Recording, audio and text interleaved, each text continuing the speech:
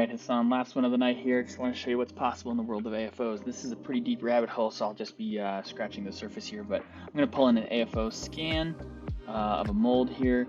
AFO left, I'm going to pick an SMO template here, total contact, and it's not a foam box, so it's going to be a positive model. We will hit done, and that will start the import. And this is basically the same as foot orthotics. There's just going to be a couple more points that we have to set here. So MTP1, 5, center of the heel, arch, and then it's going to be posterior top, ankle back, lateral mal, medial mal, ankle front, interior top, lateral top, medial top, and then that will help get everything oriented for us here. And you can see this scan is kind of whacked. It's out of, it's plantar flexed, it's everted, all sorts of good stuff. So I'm going to twist this thing straight to where I need it to be. I can go ahead and tilt the mesh using the tilt mesh tool. And so we're going to just tip it anteriorly. We're going to dorsiflex the foot a little bit. Go to the back view here, see what we need to do in this plane. Go to the front, pull up the forefoot. Let's drop that forefoot down a little bit better there. If we want to give it a little bit of toe ramp here, we can. If I want to isolate the calcaneus, for example, and just get that a little bit more squared up, we can do that as well. So quite the powerful pose correction tool there. And then I'll call in the template, and again, same thing, I need to get the green to generally align with the pink. And so I'm going to go ahead and do something like that. You can see the pink is still not quite aligned, so I'm going to bring this tool in and just kind of force the pink to line up with the green there a little bit more.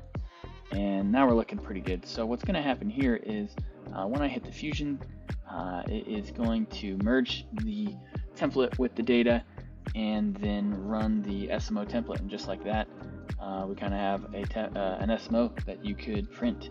Obviously, I'll probably want to do a little bit of touch up on this. Things might not look exactly like we want with our clinical eye, but for the most part, I got a SMO that I could send off to the printer, and we can do lots of changes. So if I open that up, you can just see how quickly, so these are all the curves that are used to define this model, and the different windows and the heel post and the trim lines and the flexible edge and all that stuff. But if I don't like that, I can load in something different. So let's say I wanted to do a gauntlet, something like this, for example, and bring that in. You'll see how quickly it'll switch to a gauntlet design. So all of a sudden now I have a gauntlet, and let's say I don't like that, and I wanted to switch to solid ankle, for example. Something simple, straightforward. Just takes a couple of seconds to load in that, because again, that's a relatively simple template. So I can do a solid ankle kind of design there. Obviously, I can do much more advanced things. So the articulated ones have a ton of information built into them, and then really getting into some more extreme shapes and things like that.